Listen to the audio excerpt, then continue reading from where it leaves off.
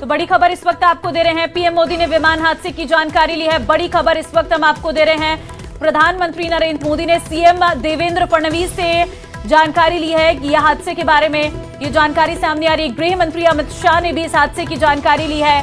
बड़ी खबर आपको हम दे रहे हैं, पीएम मोदी ने इस विमान हादसे की जानकारी ली है। गृह मंत्री अमित शाह ने भी विमान हादसे की जानकारी ली है। बड़ी खबर, सीएम देवेंद्र फडणवीस से पीएम मोदी ने जानकारी ली है। ये जानकारी इस वक्त निकलकर सामने आई है।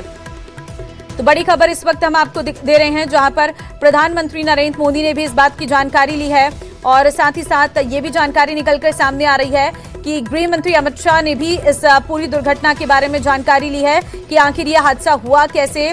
और क्योंकि जिस तरीके से अजीत पवार के प्राइवेट जेट के परखच्चे उड़े, क्रैश के बाद पूरी तरह से वो जल गया। महाराष्ट्र के डिप्टी सीएम और एनसीपी प्रमुख अजीत पवार का चार्टर्ड प्लेन क्रैश हो गया है और शुरुआती जो जानकारी निकलकर सामने आई है, बताया जा रहा है कि यह हादसा सुबह 8:45 पर हुआ है। जब प्लेन लैंडिंग कर रहा था, उसमें विमान में जो है 5 से 6 लोग सवार बताए जा रहे हैं। अजीत पवार के साथ बाकियों के भी मरने की खबर है। प्लेन क्रैश के बाद के विजुअल्स में देखा जा सकता है कि प्लेन के परखच्चे उड़ गए, चारों तरफ धुआं ही धुआं नजर आया। तस्वीरों में देखकर लग रहा था कि कोई भी व्यक्ति इसमें जिंदा नहीं बच सकता है। हादसे की जगह से भयावह विजुअल्स आए हैं सामने।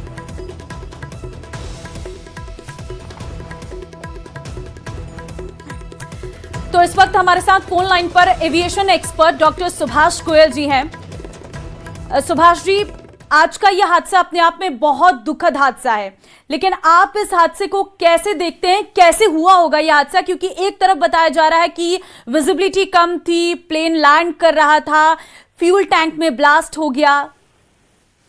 देखिए, ऐसा है,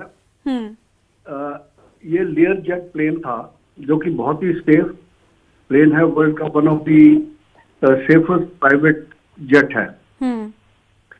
ये बड़ी दुर्भाग्य की बात है, क्योंकि ये प्लेन या तो 3 कारण हो सकते हैं। इनमें से ये तो डीजीसीए की इन्वेस्टिगेशन अभी चालू है, तो इन्वेस्टिगेशन के बाद ही, और ब्लैक बॉक्स होगा तो उसके बाद भी पता लगेगा कि क्या एग्जैक्ट कारण था।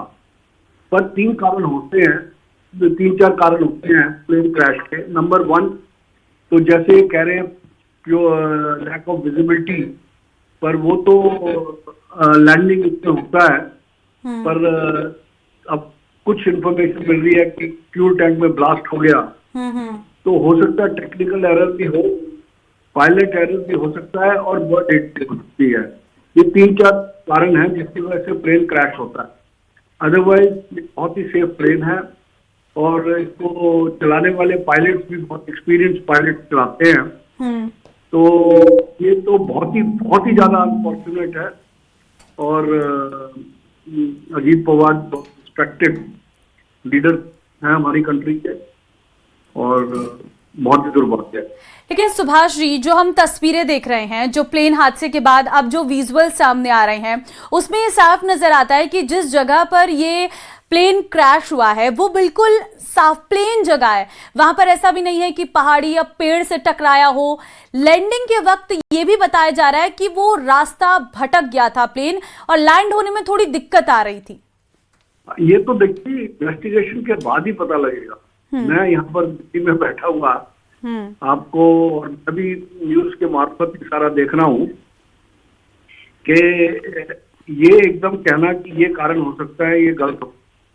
और कोई भी, जितना मर्जी कोई एक्सपर्ट हो, कोई भी ये नहीं कर सकता। ये तो पूरी इन्वेस्टिगेशन टीम होती है, एक प्रोटोकॉल है सारी सिविल एविएशन अथॉरिटीज का, not only in India but all over the world.